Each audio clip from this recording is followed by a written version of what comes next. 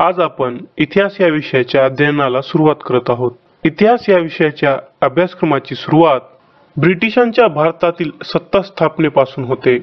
याच घटकाअंतर्गत आजच्या लेक्चरमध्ये आपण युरोपियनांचे भारतातील आगमन आणि त्यांनी स्थापन केलेल्या 4 प्रमुख व्यापारी कंपन्यांविषयी विस्ताराने माहिती घेऊया. इसवी सन 1498 मध्ये पोर्तुगीज खलाशी वास्को द गामाच्या युरोपातून भारतासाठी जाणाऱ्या समुद्री मार्गाच्या शोधून काढण्याच्या घटनेपासून युरोपियनांचे भारतातील आगमनास सुरुवात होते. 15व्या शतकाच्या पूर्वार्धापर्यंत युरोप आणि भारतादरम्यान इराणचे आखात, कॉन्स्टँटिनोपल आणि इटली या खुष्कीच्या मार्गाने व्यापार चालायचा. परंतु 1453 मध्ये ऑटोमन तुर्क बादशाह सुलतान मोहम्मद अल फतेह याने कॉन्स्टँटिनोपल हे रोमन बायझंटाईन साम्राज्याच्या राजधानीचे शहर जिंकून घेतले आणि त्याने युरोपियनांचे भारतात जाण्यासाठीचा मार्ग रोखून धरला. कॉन्स्टँटिनोपल या शहरास सध्या इस्तंबूल या नावाने ओळखले जाते. भारताशी सुरू असलेला व्यापार असा अचानक बंद पडल्यामुळे नेहमी लागणारा व भारतातून येणारा माल दुसऱ्या राष्ट्रांमध्ये मिळणे अशक्य झाले होते. या गरजेतूनच युरोपियन व्यापारी व राज्यकर्ते यांनी भारताचा शोध समुद्रामार्गे लागतो का याचा प्रयत्न सुरू केला. या व्यापारी गरजेतूनच स्पॅनिश राजा राणीच्या मदतीने कोलंबस या धाडशी खलाशाने अटलांटिक महासागर पार करून भारताकडे जाणाऱ्या मार्गाचा शोध घेण्याचा प्रयत्न केला. या प्रयत्नामुळे तो 1492 मध्ये अमेरिकेला जाऊन पोहोचला. म्हणजे त्यास अमेरिका हा नवीन खंड सापडला. परंतु त्याला भारताकडे जाण्यासाठी समुद्री मार्ग मात्र शोधता आला नाही. पुढे लवकरच पोर्तुगाल या देशास भारताकडे जाणारा समुद्री मार्ग शोधून काढण्यात यश मिळाले. वास्को द गामा हा पोर्तुगीज प्रवासी आफ्रिकेच्या दक्षिण टोकाला म्हणजेच केप ऑफ गुड होपला वळसा घालून 23 मे 1498 रोजी कालिकत बंदरात येऊन पोहोचला. अशा प्रकारे वास्को द गामाने युरोपातून भारतात जाण्यासाठीचा समुद्री मार्ग शोधून काढला आणि युरोपियनांचे भारतातील आगमनास सुरुवात झाली. 16व्या व 17व्या शतकांत अनेक ख्रिस्ती धर्मप्रसारक व व्यापाऱ्यांनी तसेच अनेक प्रवाशांनी पूर्वेकडील देशांचा प्रवास केला होता. तथापि वास्को द गामाने 1498 मध्ये आफ्रिकेला वळसा घालून पूर्वेकडील राष्ट्रांकडे येण्यासाठी शोधलेला नवीन मार्ग जागतिक इतिहासाच्या दृष्टीने क्रांतिकारक ठरला. विविध देशांतील धाडसी जल प्रवाशांनी पूर्वेकडील देशांना भेटी देऊन पौर्वात्य देशांची युरोपीय लोकांना आपल्या प्रवास वृत्तांद्वारे ओळख करून दिली. तसेच युरोपियनांच्या मनात भारताविषयी आकर्षण निर्माण केले. या नवीन जलमार्गाच्या शोधामुळे पूर्वेकडील अप्रगत देशांमधून नैसर्गिक साधन संपत्तीचा जास्तीत जास्त फायदा उठवण्यासाठी युरोपीय राष्ट्रांत स्पर्धा सुरू झाली. दळणवळणाच्या साधनातील सुधारणा व ख्रिस्ती धर्माचा प्रसार ही कारणेही युरोपीय राष्ट्रांना अतिपूर्वेकडील देशांकडे आकर्षित करण्यास प्रेरक ठरली होती. या आकर्षणातूनच भारत व अतिपूर्वेकडील राष्ट्रांबरोबर व्यापार करण्यासाठी युरोपीय राष्ट्रांनी व्यापारी कंपन्यांना अधिकृत परवानगी द्यायला सुरुवात केली. 16व्या शतकापासून England, Netherlands, France, Denmark, Scotland, Spain, Austria आणि स्वीडन इत्यादी राष्ट्रांत व्यापाराविषयी स्पर्धा सुरू झाली. या देशांनी सुरू केलेल्या ईस्ट इंडिया कंपन्यांपैकी ब्रिटिश, डच, पोर्तुगीज व फ्रेंच ईस्ट इंडिया कंपन्यांनी अतिपूर्वेकडील राष्ट्रांमध्ये व्यापाराबरोबर साम्राज्य स्थापन करण्यातही यश मिळवले. म्हणूनच या 4 कंपन्यांना इतिहासामध्ये महत्त्वाचे स्थान आहे. म्हणूनच या 4 कंपन्यांविषयी विस्ताराने अभ्यास करणे महत्त्वाचे ठरते.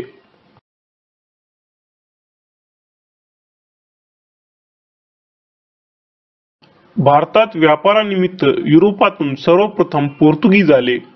पोर्तुगीजानंतर डच, इंग्रज आणि फ्रेंच यांचा क्रम लागतो. सर्वप्रथम आपण पोर्तुगीज कंपनीविषयी माहिती घेऊ. भारत व अतिपूर्वेकडील देशांबरोबर व्यापार करणारे पोर्तुगीज हे पहिले युरोपीय होते. 1498 मध्ये वास्को द गामाने केरळच्या झामोरीन राजाकडून कालिकत येथे वखार काढण्याची संमती मिळवली. 16व्या शतकाच्या अखेरीपर्यंत पोर्तुगीजांनी भारताच्या दीव, दमण, मुंबई, वसई, गोवा चौल, मंगळूर, कोची अशा ठिकाणी आपली सत्ता प्रस्थापित केली होती. पोर्तुगालच्या भारतातील वसाहतीस इंडिया पोर्तुगीजा म्हणजेच पोर्तुगीज भारत या नावाने ओळखले जायचे.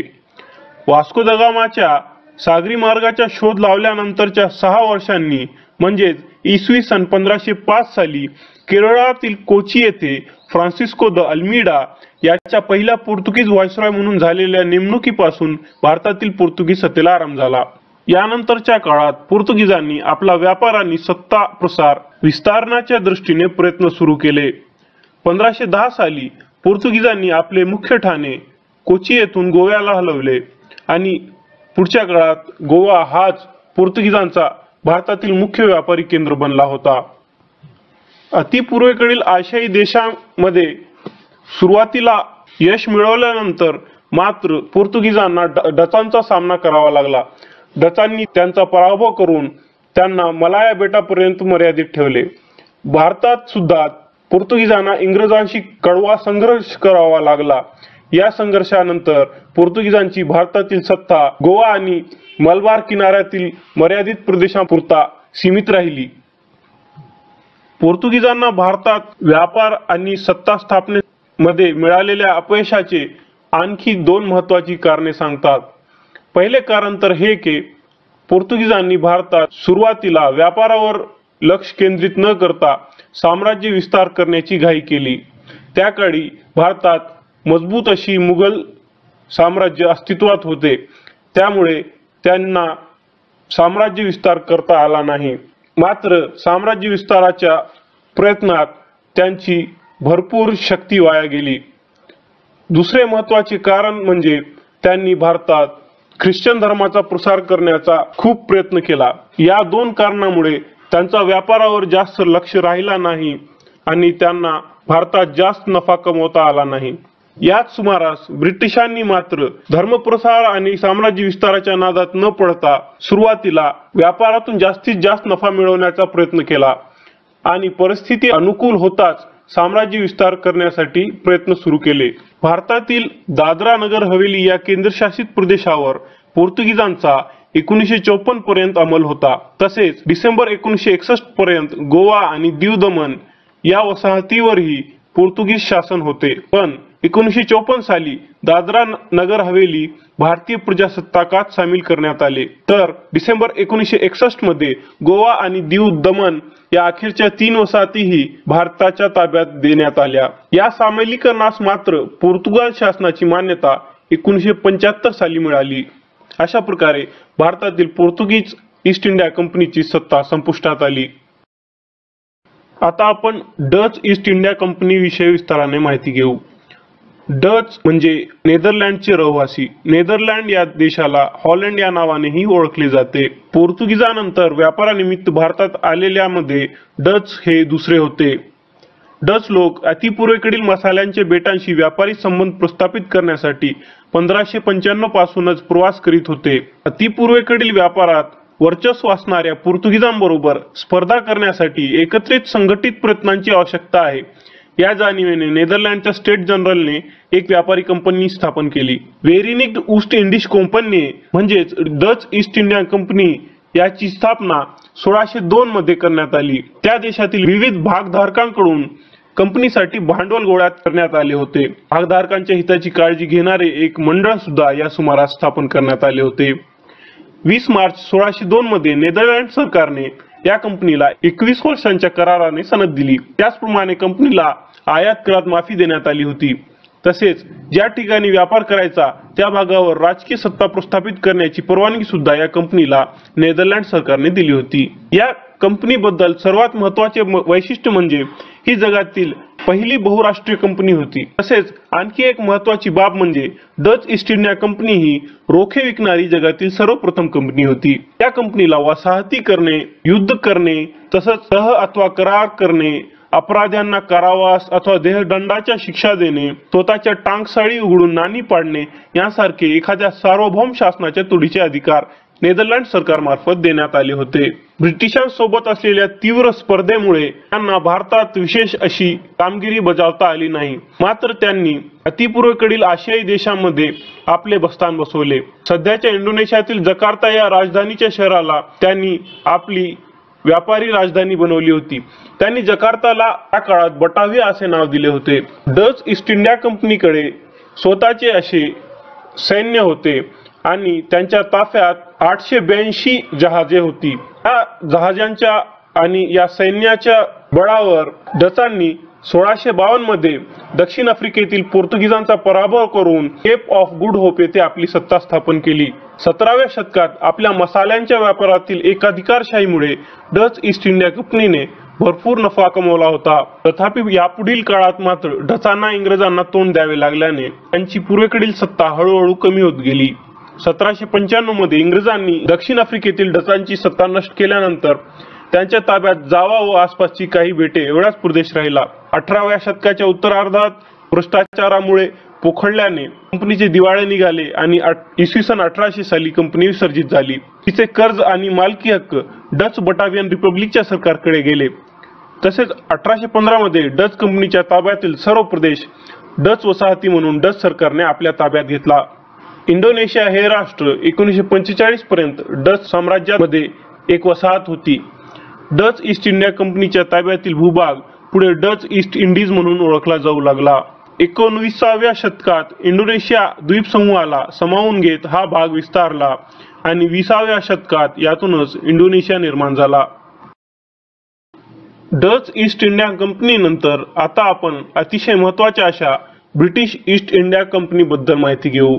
व्यापाराच्या हेतूने पोर्तुगीज व डच यांच्यानंतर इंग्रज भारतात आले. भारतात चालवलेल्या व्यापारात पोर्तुगीज व्यापाऱ्यांनी खूप नफा कमवला होता.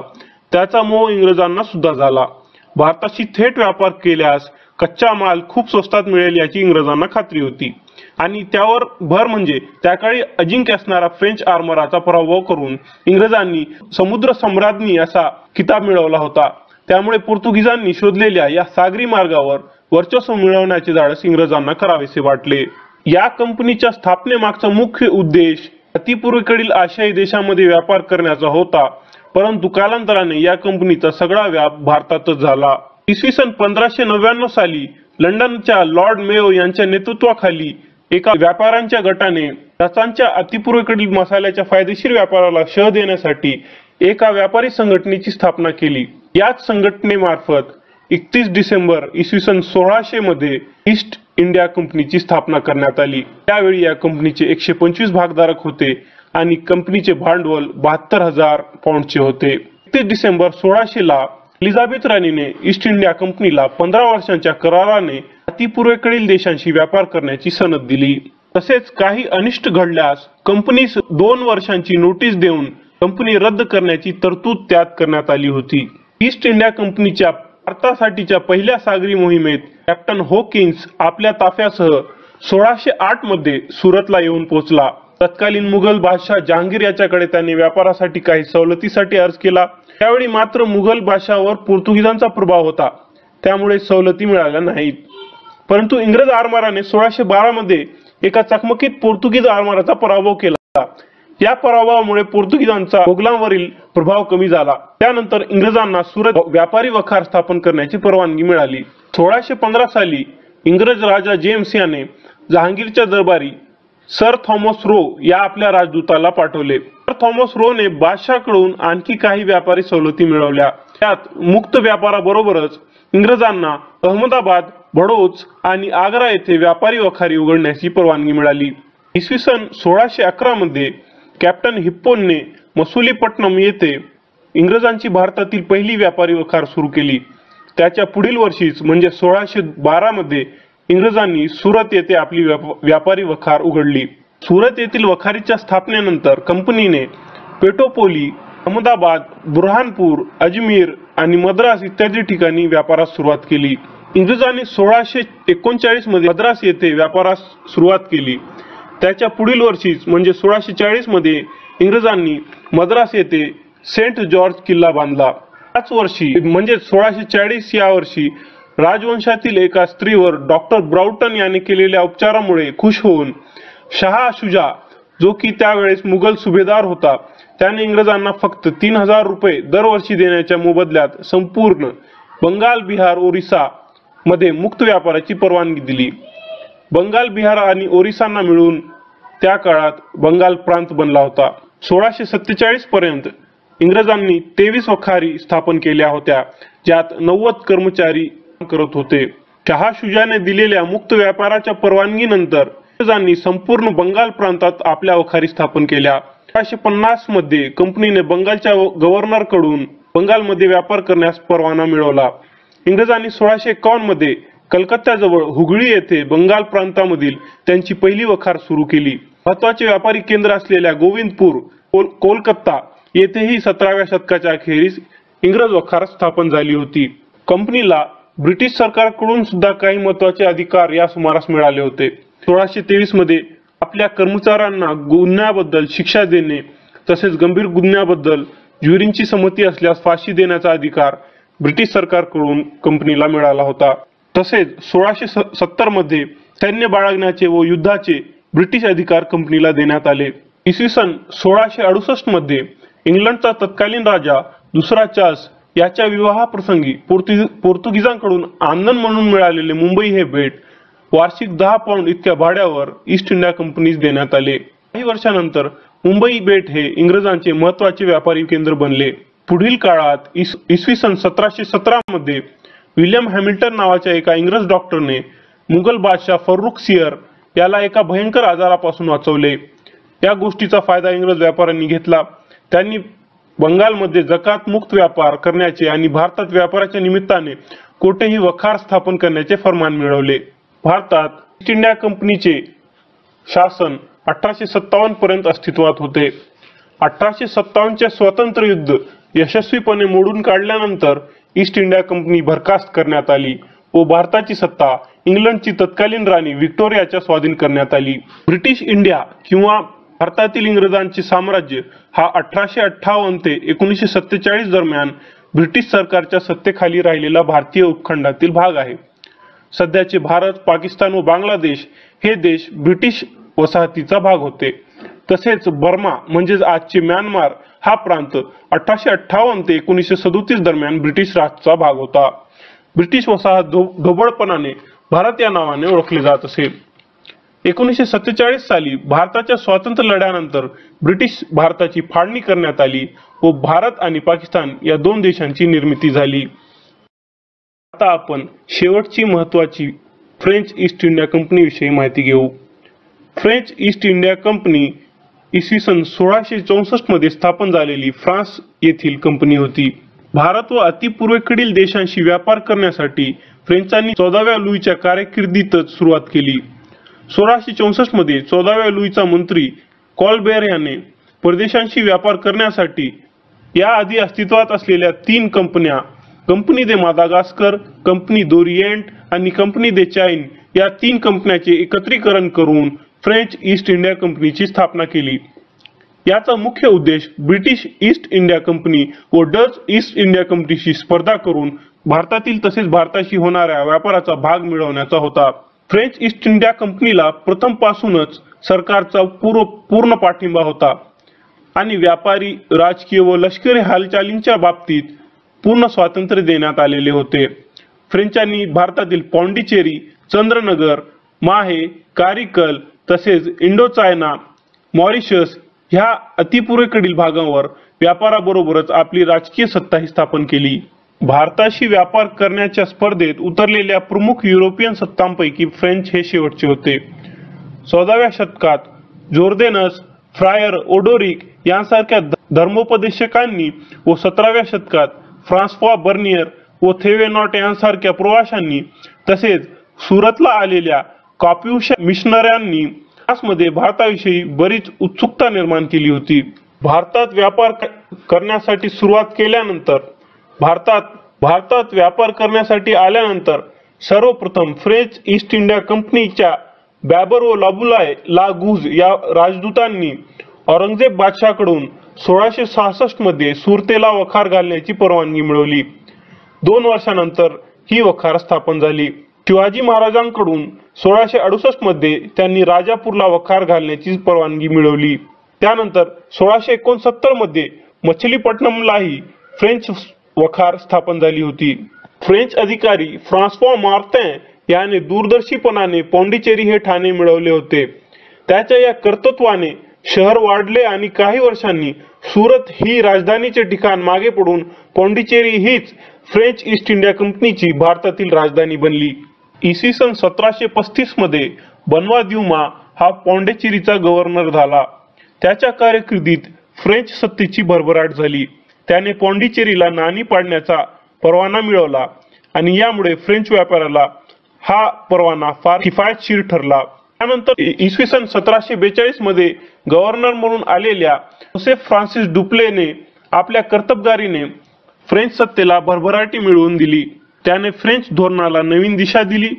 तसेच भारतात युरोपीय वसाहतवाद आणण्याचे श्रेय डुप्लेलाच दिले जाते. बनवा द्युमा आणि डुप्ले या दोन फ्रेंच गव्हर्नरांना भारतातील इतिहासात महत्त्वाचे स्थान आहे. ब्रिटिशांसोबत वेळोवेळी झालेल्या युद्धामुळे फ्रेंच सरकारचे दिवाळे निघाले आणि व्यापारातही तेवढे यश मिळाले नाही. त्यामुळे 1794 मध्ये ही कंपनी बरखास्त करण्यात आली होती. कंपनी बरखास्त केल्यानंतर फ्रान्स सरकारने फ्रेंच ईस्ट इंडिया कंपनीच्या अंमलाखालील वसाहती आपल्या अधिकारामध्ये घेतल्या. 19व्या शतकाच्या पूर्वार्धापर्यंत फ्रेंच ईस्ट इंडिया कंपनीची भारतातील स्थिती दयनीय झाली होती. ब्रिटिशांनी भारतातील फ्रेंचांच्या सर्व वसाहती जिंकून घेतल्या. मात्र 1815 मध्ये ब्रिटिश आणि फ्रेंचांमध्ये झालेल्या करारानुसार 1816 आणि 17 मध्ये पॉंडिचेरी, चंद्रनगर, माहे, कारिकल व यानम या फ्रेंच वसाहती त्यांना परत मिळाल्या. परंतु यावेळेस फ्रेंचांनी भारत स्वतंत्र होईपर्यंत इंग्रजांचे भारतातील स्वामित्व मान्य केले. पॉंडिचेरी, चंद्रनगर, माहे, कारिकल व यानम या फ्रेंच वसाहती स्वातंत्र्यापर्यंत फ्रान्सच्या अंमलाखाली होत्या. 1954 मध्ये या वसाहती फ्रान्सने भारताच्या ताब्यात दिल्या. 1956 मध्ये त्यांच्या विलिनीकरणासंबंधी भारत फ्रान्समध्ये तह झाला. तो 1962 मध्ये पक्का झाला व भारतातील फ्रेंच सत्ता संपुष्टात आली.